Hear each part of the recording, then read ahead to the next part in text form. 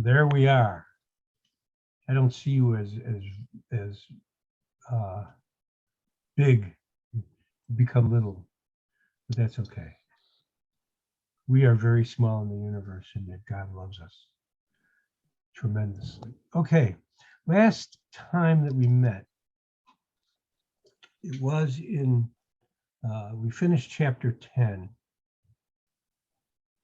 And basically, chapter 10 it's a launching pad to chapter 11. So I'm going to go past it fairly quickly. And enlarge the screen a little bit. And we note that this whole last section is basically, if I'm correct, one vision. And he has it by the Tigris. He's standing there by the Tigris River. And there are people with him. They don't see the vision, but they're frightened and they run away. And we don't really know who this character is, the king of Persia. Oh, well, I take it back. In this context, we see the third year in the Cyrus of Persia. That's the timing of this message. And we can see that it took place after the first wave of exiles had returned to Jerusalem. So Daniel is about 84 years old, and he ain't going with them.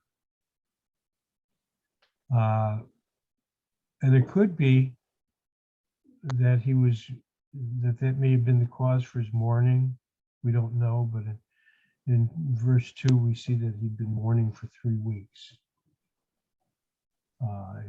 He didn't have a complete fast, but he had denied himself some of the finer privileges of life.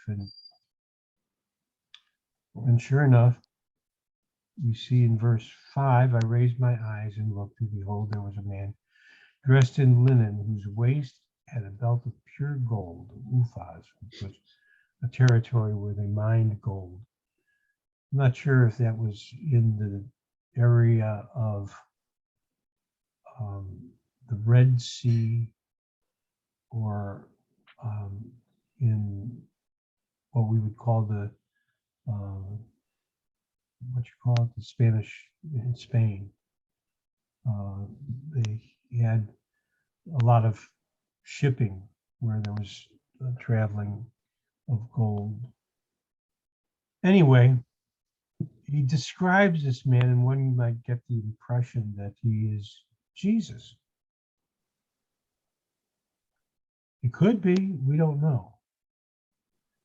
Except we see that he said, let's see, so he left, I was left alone and saw this great vision, yet no strength was left in me. Let's see, fell asleep to the ground. Then behold, a hand touched me, etc., etc. Okay, the next verse, we are in verse 11. And he had spoken to me this word, I stood up trembling. Then he said to me, do not be afraid, Daniel, for from the first that you set your heart on understanding this and on humbling yourself before your word, the words was heard, and I have come in response to your word. Okay. So this individual came to Daniel in response to what? His prayer. Daniel had been praying fervently for 21 days. Verse 13, and this is where the question mark comes, that this is probably not Jesus. We'll see elsewhere that he's standing above the water of a torrent, Tigris River. But verse 13, it says, the prince of the kingdom of Persia was standing in my way for 21 days.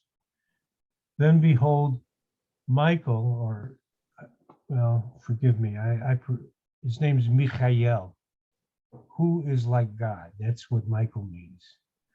One of the chief princes, and I don't know all the Hebrew, but Michael, I know for sure, came to help me, for I had been left there with the kings of Persia.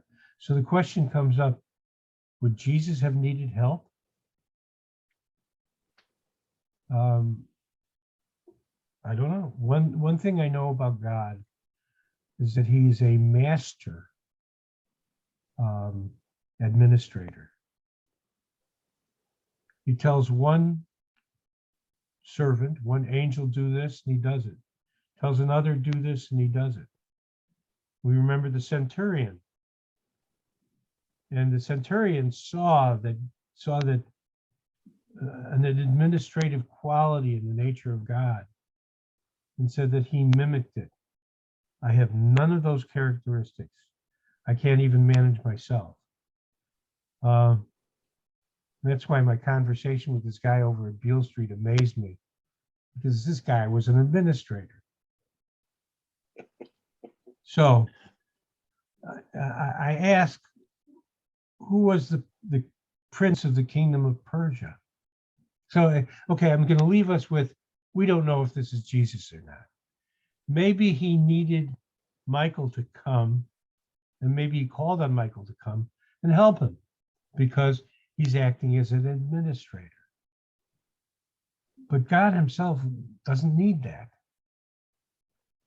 So we're left with the answer to the question, who is this character? And the answer is, I don't know. So, who is the prince of the kingdom of Persia?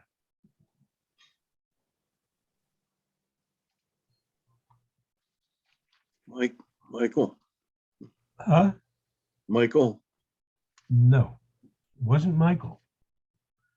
Prince of the kingdom of Persia was probably someone who was preventing Daniel's prayer from being answered. So this was a spiritual being who was opposed to the purposes of God. And one thing about Michael that we'll study, you'll study, is that he is the archangel who is over Israel. He is the one who is protecting Israel. And sometimes he doesn't do a very good job, but I can't blame him.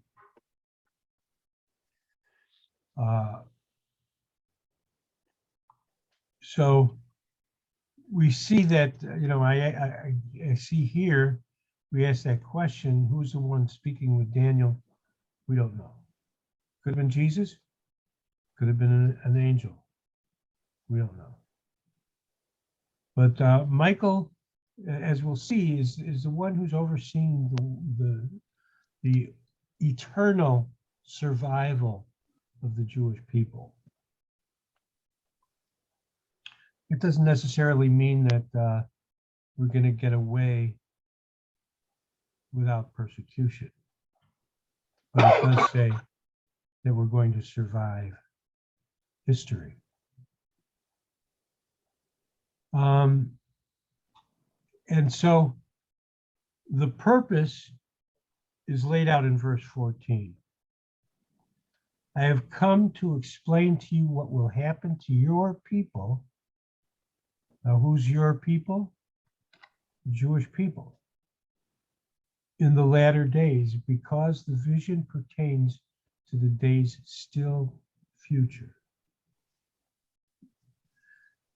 And so this chapter basically is a launching pad to the next chapter.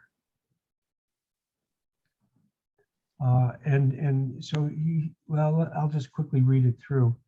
When he had spoken to me according to these words, turned my face toward the ground and became speechless.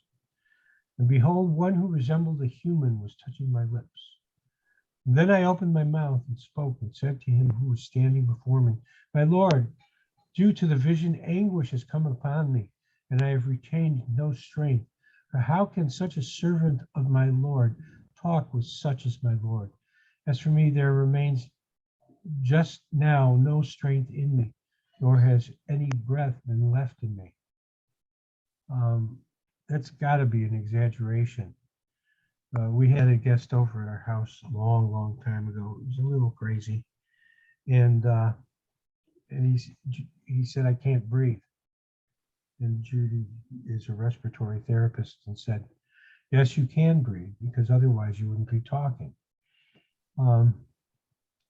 So anyway, we know that Daniel, nevertheless, was deeply, deeply in shock by this experience.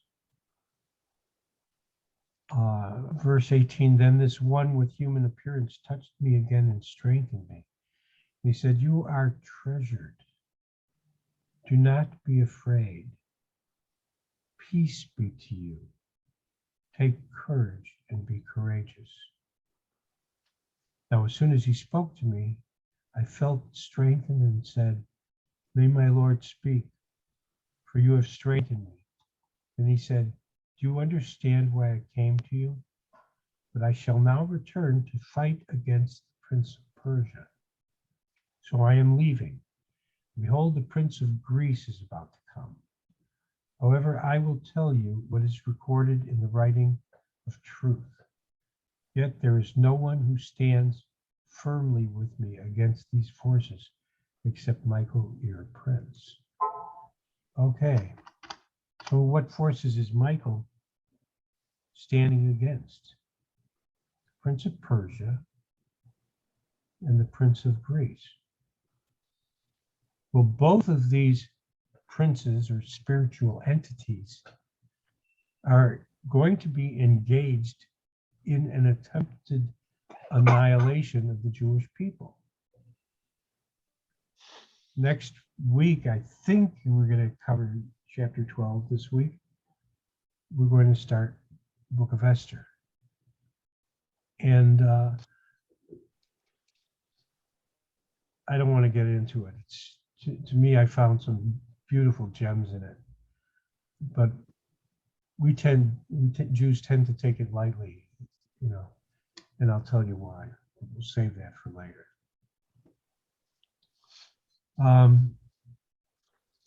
And I made a note here. God, on earth, Israel must appear lowly and weak, but in the heavenlies, her allies are mightiest of all. And who are her allies?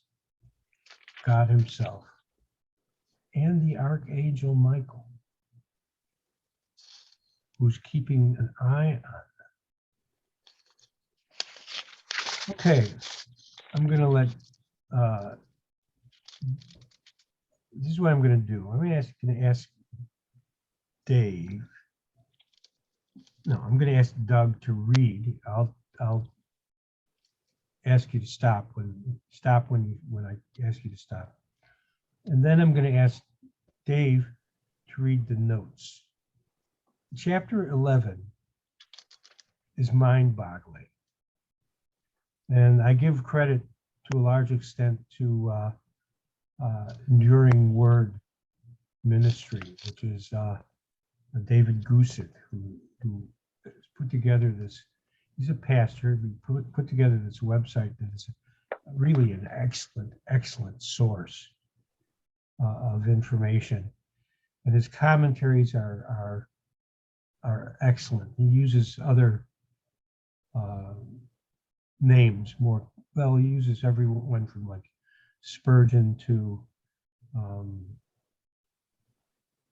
trying to think of a guy in Chicago. Moody. Not Moody. More contemporary. In fact, he's I can't think of his name. Anyway, he gets different opinions, and it's an excellent website, and I highly recommend it. It's called Enduring Word. And so I'm going to ask Doug to read, and then some of these notes, a lot of these notes are from Enduring Word, and you're going to see that the details in chapter 11 are mind-boggling.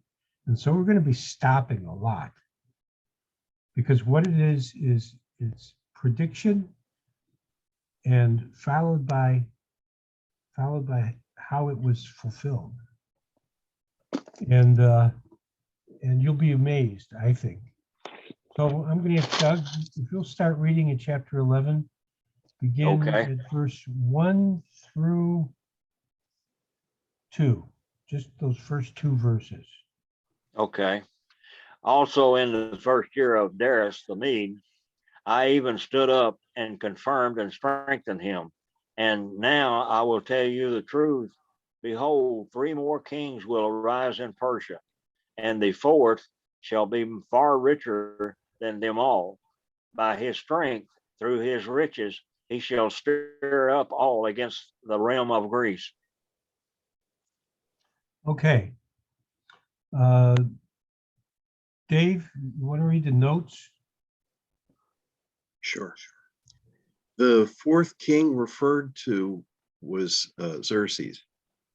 Okay, now He- Xerxes is probably the king who is called in Gentile Ahasuerus. I pronounce him Achashverus in the book of Esther. Okay, keep going, Doug. All right. Then a mighty king No, shall not Doug. I'm sorry, Dave. Sure. The angel may have omitted Cyrus, who was king at the present time, or omitted Smerdas, who reigned less than 1 year and was an imposter. Okay, so in other words, he's saying there are going to be 4 apparently major kings in the Persian Empire. And that's what he's saying in verse 1. And the last note is very simply that they tried to wipe out the Jewish people. The first, in the case of the Persian Empire, it was Haman in the book of Esther. In the case of the Greek Empire, it was Antiochus, the inheritor of one of the splittings of the Greek Empire after the conquest of Alexander. And that's written about in the book of Maccabees, but we don't, which is not scripture. Nevertheless, Daniel is talking about future history. Okay, this is a long assignment. And okay, Doug, read verse 3.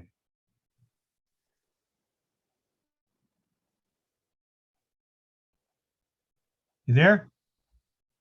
Yeah, I'm here. Okay, read verse 3. You know, all right. Then a mighty king shall arise, who shall rule with a great dominion and do according to his will. And when he has arisen, his kingdom shall be broken up and divided between the 4 winds of heaven, but Okay. not among his. Yeah, stop there. Who would that be? That's Alexander, isn't it? Yep. What did he do? He conquered the world and immediately died. He died in what? He was 20. He was in his 20s. And he died. But this is somewhat lengthy, but I really do want to cover this because it is incredibly fascinating. Are you willing to read a long section, Dave? Sure. Okay. Read, if you will, the note. This is from Josephus's Antiquities, chapter 9, verse 8. Now Alexander, when he had taken Gaza, made haste to go up to Jerusalem. And Jaddua, the high priest, Yeah, go ahead. when he heard that, was in an agony and under terror, and not knowing how he should meet the Macedonians, since the king was displeased at his foregoing disobedience. He therefore ordained that the people should make supplications and should join with him in offering sacrifices to God, whom he besought to protect that nation and to deliver them from the perils that were coming upon them. Whereupon God warned him in a dream, which came upon him after he had offered sacrifice, that he should take courage and adorn the city and open the gates, that the rest appear in white garments. But he and the priest should meet the king in the habits proper to their order, without any dread of any ill consequences, which the providence of God would prevent. Upon which he rose from his sleep. He rejoiced and declared to all the warning that he had received from God, according to which dream he acted entirely, and so waited for the coming of the king. And when he understood that he was not far from the city, he went out in procession with the priests and the multitude of the citizens. The procession was venerable, and the manner of it different from that of other nations. The approaching army thought that they should have liberty to plunder the city and torment the high priest to death, which the king's displeasure fairly promised them. The very reverse of it happened for Alexander when he saw the multitude at a distance in white garments, while the priest stood clothed with fine linen, and the high priest in purple and scarlet clothing, with his mitre on his head, having the golden plate on which the name of God was engraved.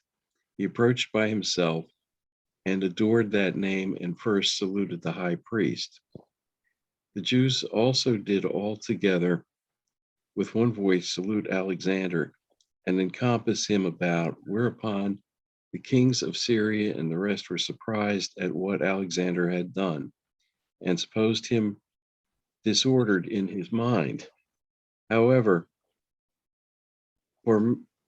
Parmenio alone went up to him and asked him how it came to pass that when all others adored him, he should adore the high priest of the Jews. To whom he replied, I did not adore him, but that God who hath honored him with that high priesthood. For I saw this very person in a dream and in this very habit when I was at Dios in Macedonia, who, when I was considering with myself how I might obtain the dominion of Asia, exhorted me to make no delay, but boldly to pass over the sea thither, for that he would conduct my army and would give me dominion over the Persians. Whence it is that having seen no other in that habit, and now seeing this person in it, and remembering that vision and the exhortation which I had in my dream, I believe that I bring this army under the divine conduct, and shall therefore conquer Darius and destroy the power of the Persians, and all things will succeed according to what is in my own mind. And when he had said this to Parmenio, and had given the high priest his right hand, the priests ran along by him and came into the city. And when he went up into the temple, he offered sacrifice to God according to the high priest's direction, and magnificently treated both the high priest and the priests. And when the book of Daniel was showed him, wherein Daniel declared that one of the Greeks should destroy the empire of the Persians, he supposed that himself was the person intended. And as he was then glad, he dismissed the multitude for the present.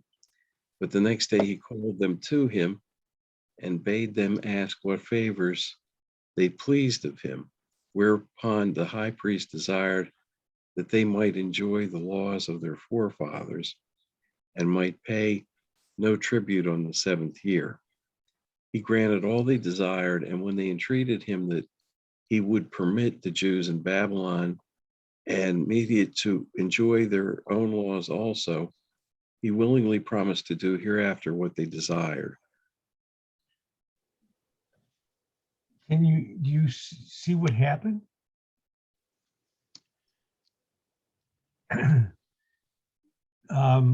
Alexander had been told in a dream exactly what he would see.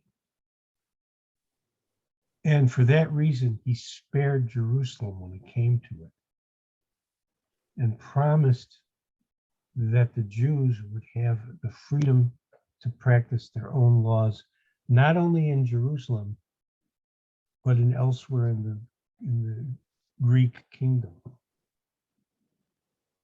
That's astounding.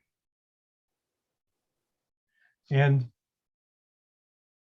we see also that this book that we're studying was shown to Alexander to confirm to him that he was the one about who the book had been written.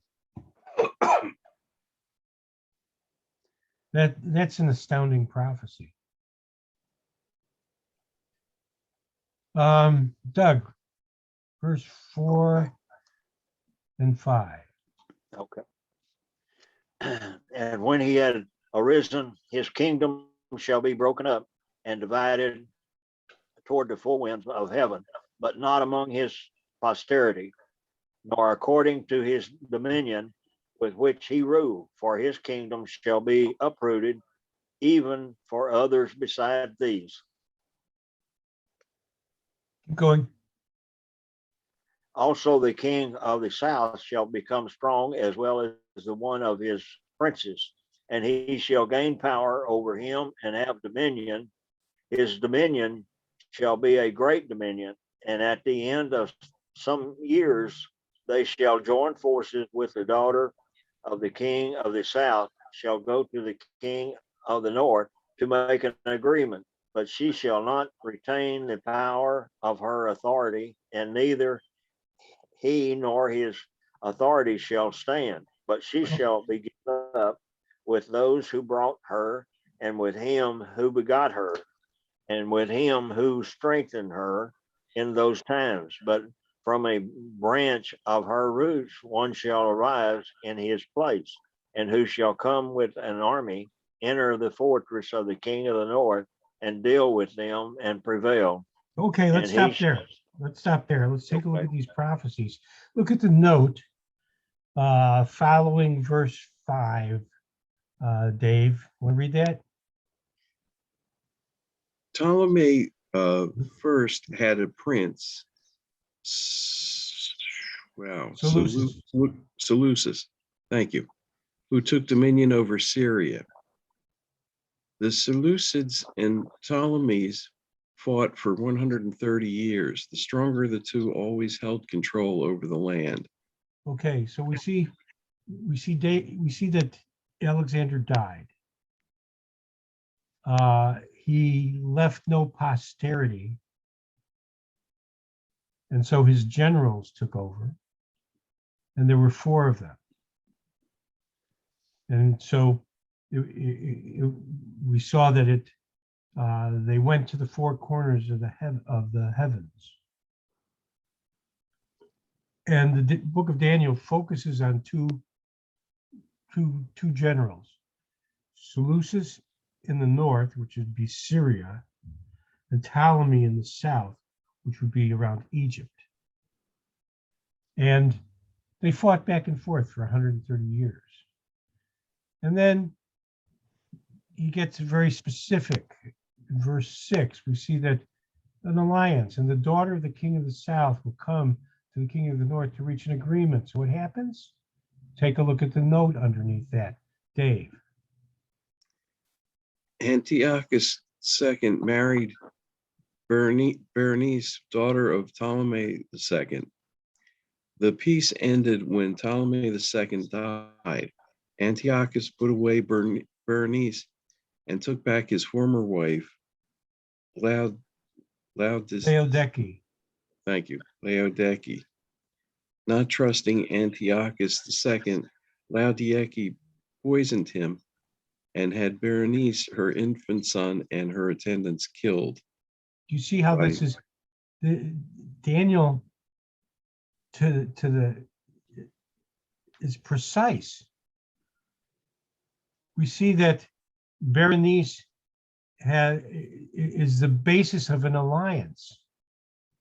And it says in verse 6, and after some years, they will form an alliance, and the daughter of the king of the south will come to the king of the north to reach an agreement.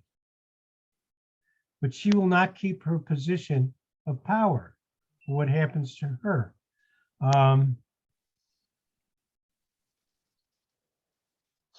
Let's see. Not trusting Antiochus II, Laodike poisoned him and Berenice. That was Antiochus II's former wife. And so they were all killed. There goes the alliance. And then it says, but one of the descendants of her line, and I have a note here. You want to read that underneath there, David? Sure. Ptolemy III, the brother of Bernice, and the branch of her roots. I'm not even going to attempt that. Avenging. Okay. Berenice. Now I put the Hebrew in there so that I can pronounce it, or basically I know what they're referring to, because the translation I think that I used, which was the New American Standard Version, says descendant of her line. And the note that I had was the branch of her roots. And the Hebrew is minetzer, from the branch, Sarosia, Sharasheha. I'm not sure what Sharasheha means, but netzer is a branch. So it would be a branch from her descendants, branch from her. So the translation that we get here is inconsistent with the note, but I just wanted to double check against the Hebrew because it was branch. It should be translated branch, although descendants, I guess, kind of fits the bill. So go ahead. Avenging Berenice's death, invaded Syria. Okay, there we have it. We have a continuation of the war, the breaking of the treaty, and the Ptolemies from Egypt proceed to invade Syria out of vengeance. Okay, Doug. Verse All right. 10. And he shall also carry their gods captive to Egypt with their princes and their precious articles. Start verse 10, please. All right. However, his son shall stir up strife and assemble a multitude of great forces, and one shall certainly come and overwhelm the pass through. Then he shall return to his fortress and stir up strife. Okay, stop there. Now, Take the note, Dave. Antiochus The third. Antiochus III and Seleucus III, sons of Seleucus II, both mustered up great armies. Antiochus III took back the land from the Ptolemies. Okay. You see the literal historical fulfillment of what's described here in Daniel. Keep going, Doug. Verse 11. Okay. And the king of the south shall be moved with rage and go out and fight with him, with the king of the north, who shall muster a great multitude, but the multitude shall be given into the hand of his enemy. When he has taken away the multitude, his heart will be lifted up, and he will cast down tens of thousands, but he will not prevail. Okay, For stop. the king of the north will Okay, stop. return. Okay. Okay, I have to put the brakes on. Uh, Dave, want to read the note? Sure. All of this time, the land served as a buffer between Seleucus and Ptolemy. Antiochus III was defeated at the Battle of Raphia, giving back dominion of the land to Ptolemy IV. Okay. Doug, verse 13. All right. For the king of the north will return and muster a multitude greater than the former, and shall certainly come at the end of some years with a great army and much equipment. Okay, stop. Dave. Antiochus III invaded Egypt again, defeating Ptolemy V and gaining control over the land. Doug, verse 14. Now, in those times, many shall rise up against the king of the south. Also, violent men of your people shall exalt themselves in fulfillment of the vision, but they shall fall. So the king of the Okay, north shall, okay. Dave. The Jews helped Antiochus defeat Ptolemy because they resented his rule. Okay, let's just stop here. I want to ask a question. What might this tell us about the rule of unintended consequences and the consequences of violent insurrection? Note, the Jews had helped Antiochus defeat the Ptolemies. The grass was greener on the other side. Yep. Did it help? I think not. Okay, I just wanted to make that point. Verse 15, Doug. all right. So the king of the north shall come and build a siege mound and take fortified city, and the forces of the south shall not withstand him. Even his choice troops shall have no strength to resist. But he who comes against him shall do according to his own will, and no one shall stand against him. He shall stand in the glorious land with destruction in his power. He shall also set his face to enter with the strength of his whole kingdom and upright those who with him. And thus shall he do, and he shall give him the daughter of women to destroy it, but he shall not stand with him and be for him. After Okay. this, he shall. Okay. Okay. Dave, the note. Antiochus III gave his daughter Cleopatra to Ptolemy V, hoping to gain permanent control over Egypt. Cleopatra was unfaithful to Ptolemy. Okay, this is not the Cleopatra of Elizabeth Taylor. She comes a little later, and in fact, she is recorded in Josephus. But this is the first Cleopatra, and we see that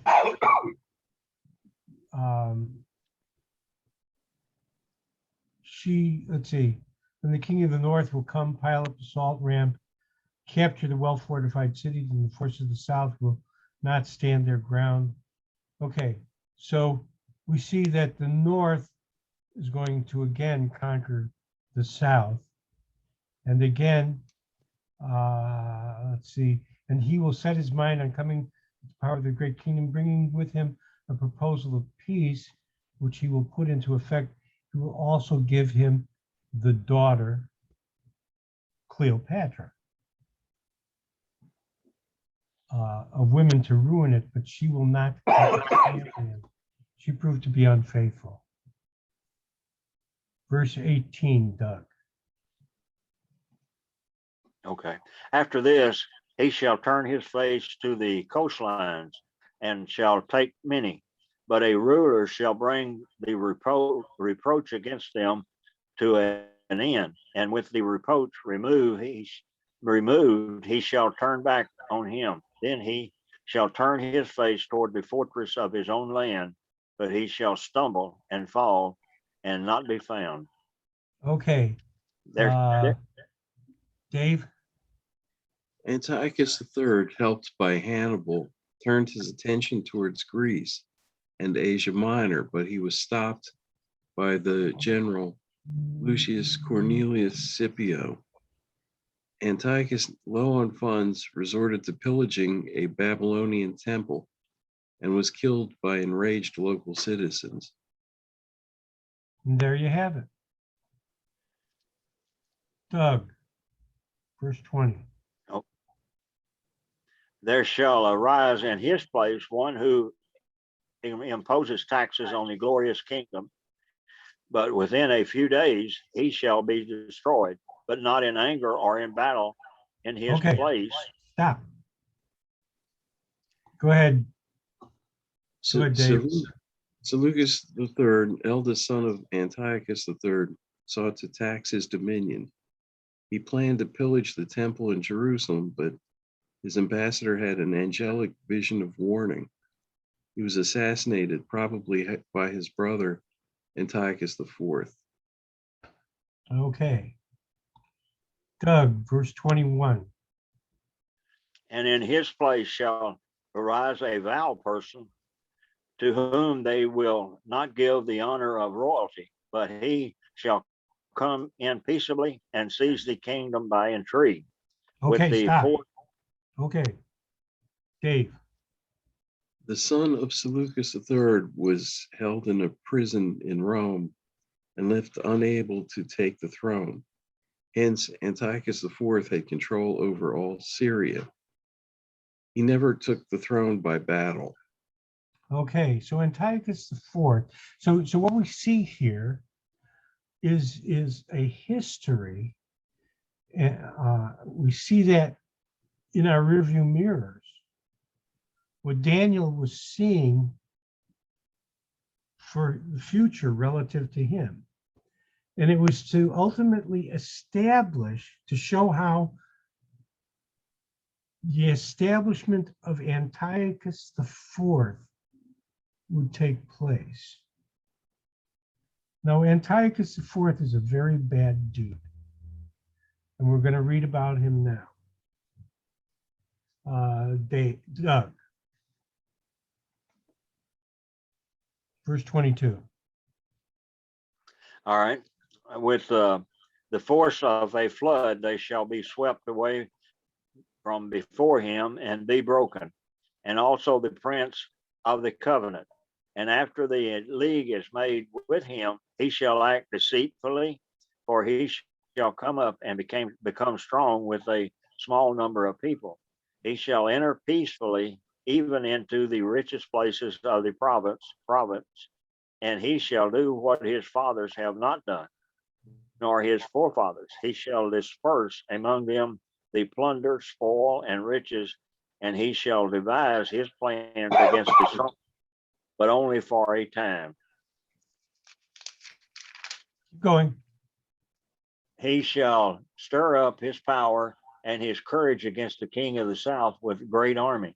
And the king of the south shall be stirred up to battle with a very great and mighty army, but he shall not stand, for they shall devise plans against him.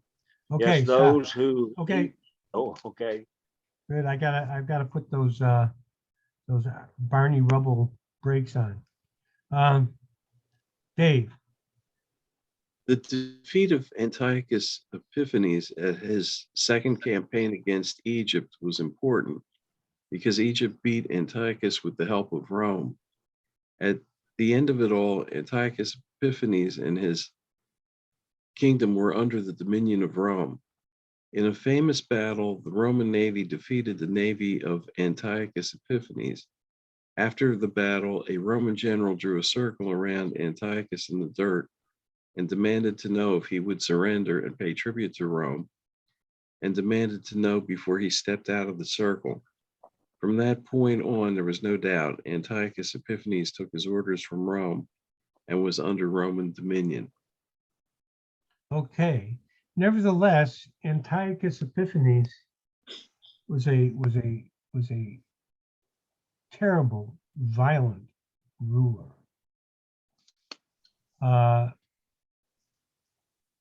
Let's go on, Doug. Okay. Yes, those who eat at the portion of his delicacies shall destroy him. His army shall be swept away, and many shall fall down slain. Both Okay. these kings. Okay, just stop briefly. I have in my notes here. This was fulfilled in the treachery of Antiochus's force by his own counselors. You see the detail that Daniel predicts these historic events. Any questions? Yeah, they, Verse He- 27, he- go on, Doug.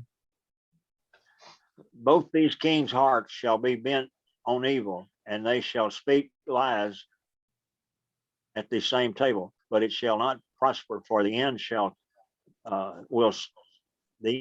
will still be at the appointed time. While returning to his land with great riches, his heart shall be moved against the holy covenant, so he shall do damage and return to his own land. The appointed time at the appointed time he shall return and go toward the south, but he shall not be like the former or the latter. For ships from Cyprus shall come against him. Therefore, he shall be grieved and return in rage against the holy covenant and do damage. So he shall return and show regard for those who forsake the holy covenant, but forces shall be mustered against him by him, and they shall defile the sanctuary fortress. Then they shall take away the daily sacrifices and place there the abomination of desolation. Okay, Those so who we do have not here, okay, Doug. So we have here the first mention of what we call the abomination of desolation. Want to read the note there, Dave? Sure. Bitter from defeat, Antiochus took it out on the land. He sold the priesthood, dedicated Zeus in the temple, and offered a pig on the altar. This was the abomination of desolation. Okay. Ultimately, and I don't know if I'm going to cover this, but this was the beginning of the story of Hanukkah, which is celebrated in Jewish tradition. Falls usually around the same time as Christmas. Antiochus himself entered the temple, dedicated the temple to Zeus, and offered a pig on the altar. Then he literally forbade the practice of any Jewish religious rites. It was a literal attempt to literally destroy the Jewish people because that was the center of their identity. Let's move on, Doug, verse 32. Those who do wickedly against the covenant, he shall corrupt with flattery. But the people who know their God shall become strong and carry out great exploits. And those of the people who understand shall instruct many. Yet for many days they shall fall by sword and flame, by captivity and plundering. Now, when they fall, they shall be aided with a little help, but many shall join with them by intrigue. And some of those of understanding shall fall to them. Let's see, two shall fall. They shall fall to refine them, purify them, and make them white until the time of the end, Okay. because it is still Okay. for the Okay. appointed time. Okay. So what happened? Antiochus was saying to the Jewish community, okay, I want you to worship Zeus. And I want you to start eating pig. And I want you to give up all those things that go along with the identity that God had planted in you all the way back from Moses. And some people gave in. I don't know if this is in the book of Maccabees. I've never read it through, except that tradition certainly has it that one of those who had insight was a man by the name of Mattathias, who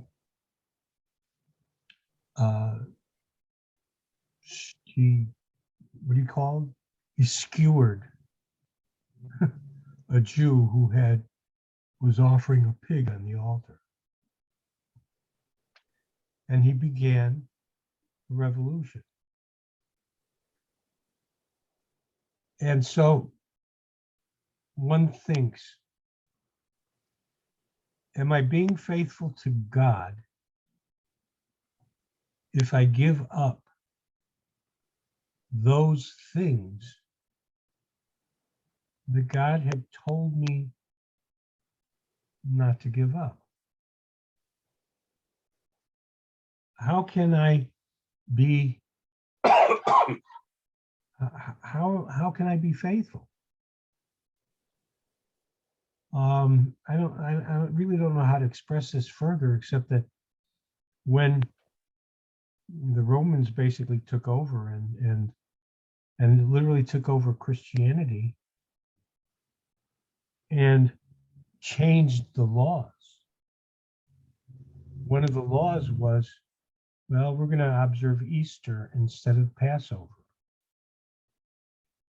We're going to worship on Sunday instead of Saturday. Should these be treated in the same way that Mattathias treated those Jews who had broken the covenant due to the pressure that Antiochus had placed on the Jews back then? That's a question. Is the question clear?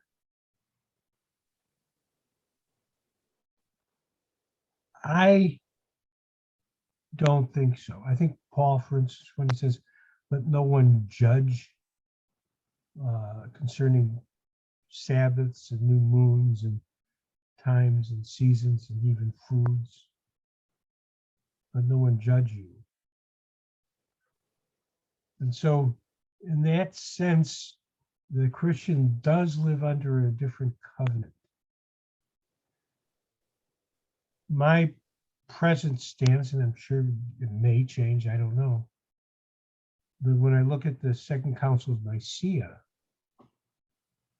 which I forget which century it was the 6th century, where they required a Jew, if you want to join the church, you have to give up everything that goes along with your identity as a Jew,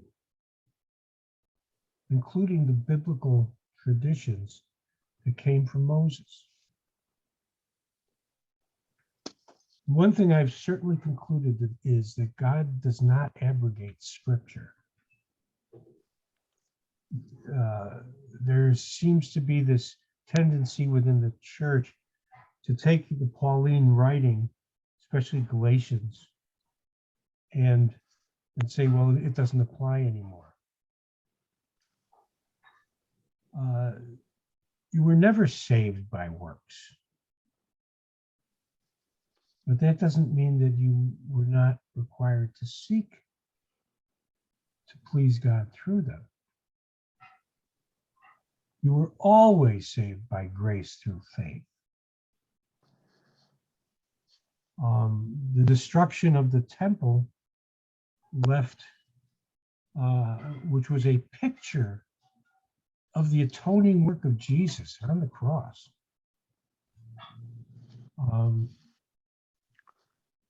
The destruction of the temple did not negate the reality that God had always left a substitutionary atonement for his people. And that was Jesus. The temple looked to Jesus, and now we look back at Jesus. And as we read the book of Hebrews, we see the role of the high priest was a picture of a priest who didn't need a sacrifice for his own sins. And so it was that aspect of the law that never changed. And it's always been that aspect of the law that saves us. But the Jewish identity rested in these practices that Antiochus Epiphanes forbade on the expense of, at the cost of death. And so a revolt ensued, and we see it here. Verse 32.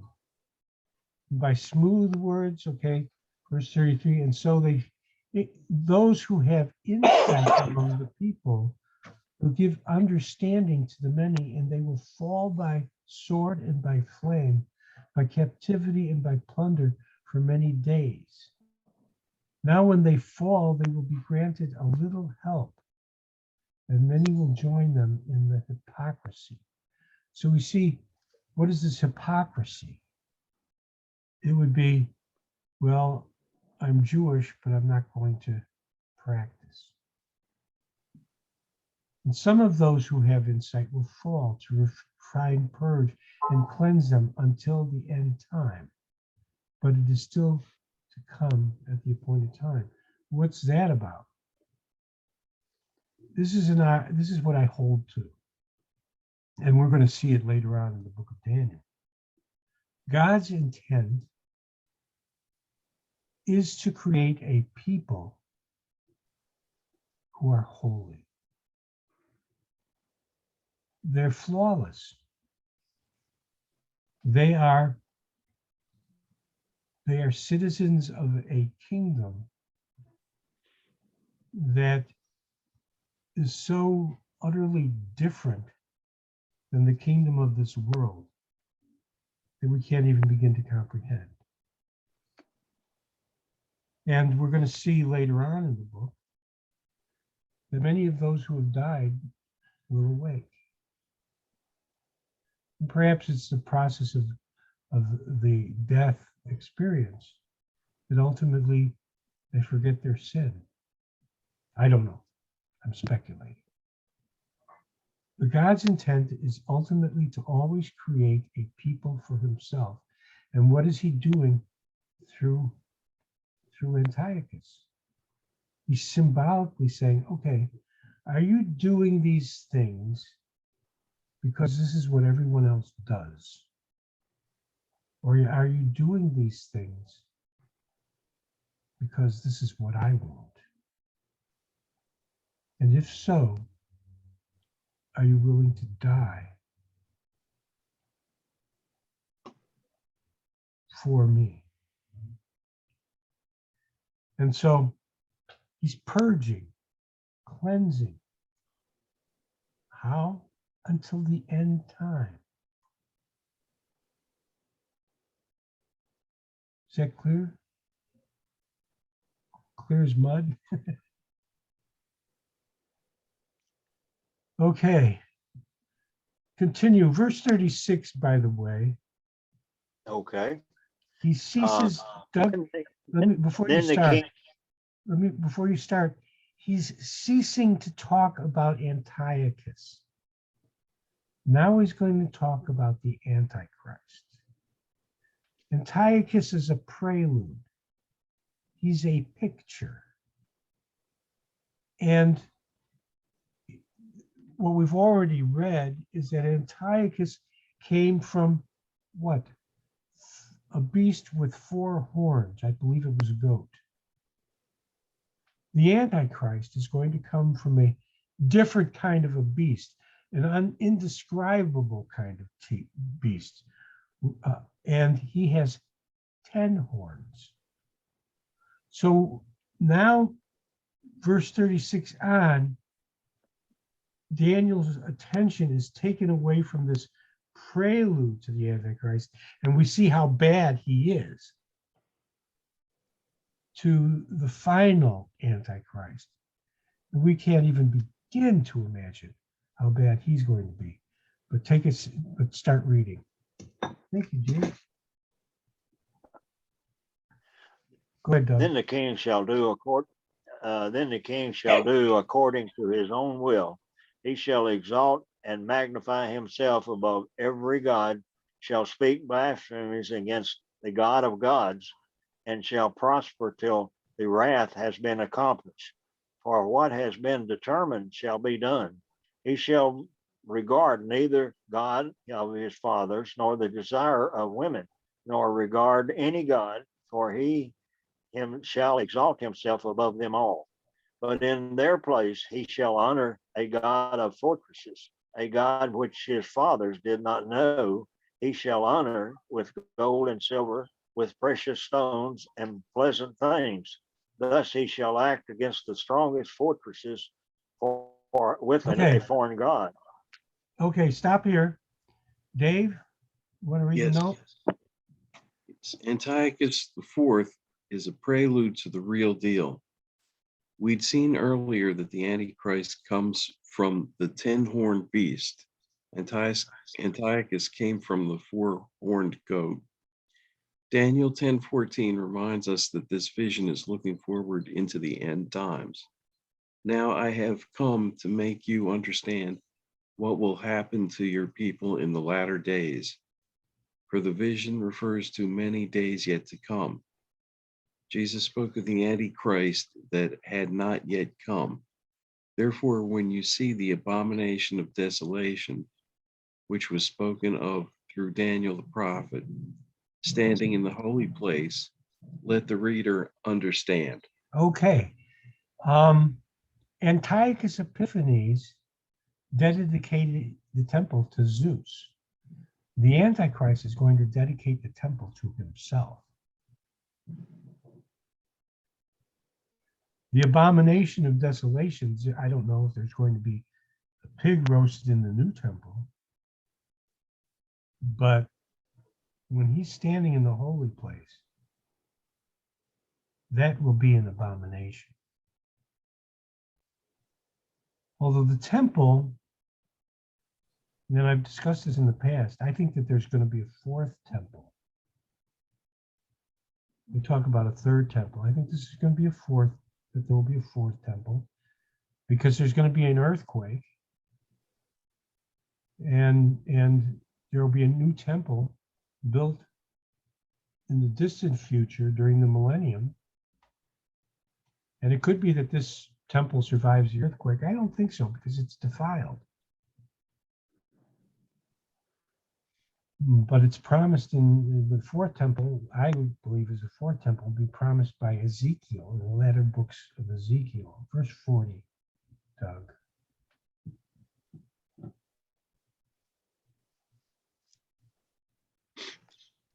Doug? Okay. 39.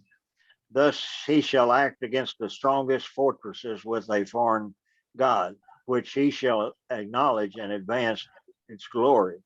And he shall cause them to rule over many and divide the land for gain.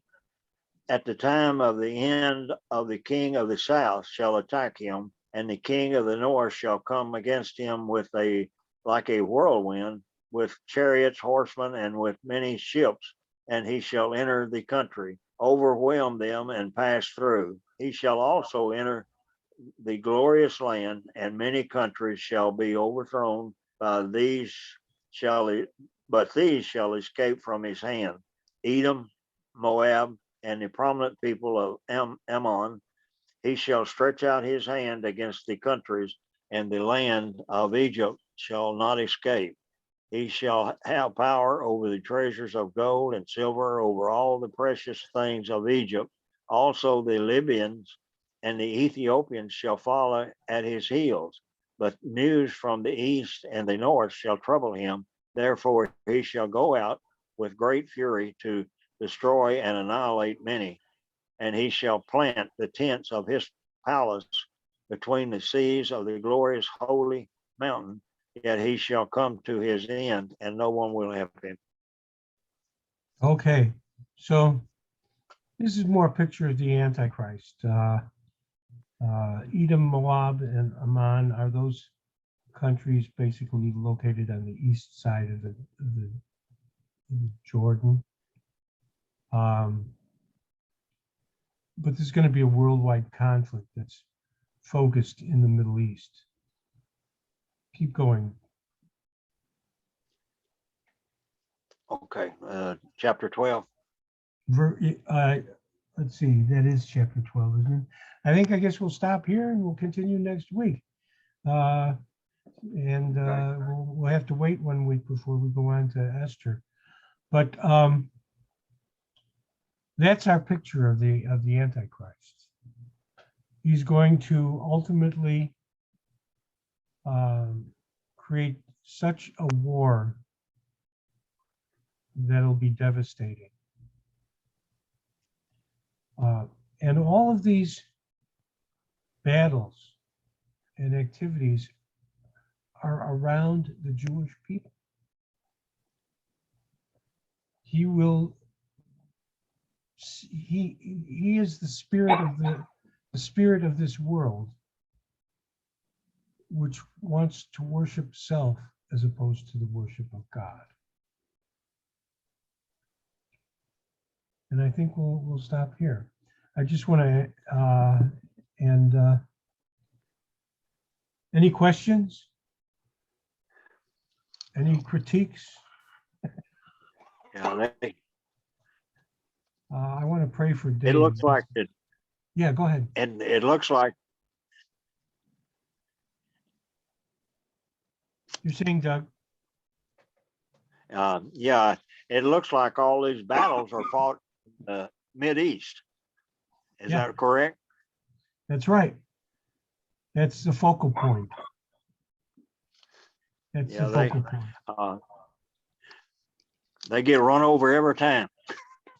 You know, the Jewish people, they get run over. Well, and it'll They happen. bounce back though. You notice they always bounce back. They always. Right. And it's in fulfillment to the promise that Jeremiah had. Jeremiah Yeah. 31, 35 to 37. Thus says the Lord who created the sun, the sea, the moon, the sun, the waves of the sea, the moon, stars. Those ordinances should depart from before me, says the Lord. Then also will the children of Israel cease from being a nation before me forever. Try to get rid of us. Go ahead. I often get criticized. You're trying to destroy our people. I can't. If you were aware of your book, the one that you're supposed to know, then you know that I can't. Yeah. Anyway, I want to pray. Let's stop the recording. And I'm gonna stop. Let's see, recording. Stop.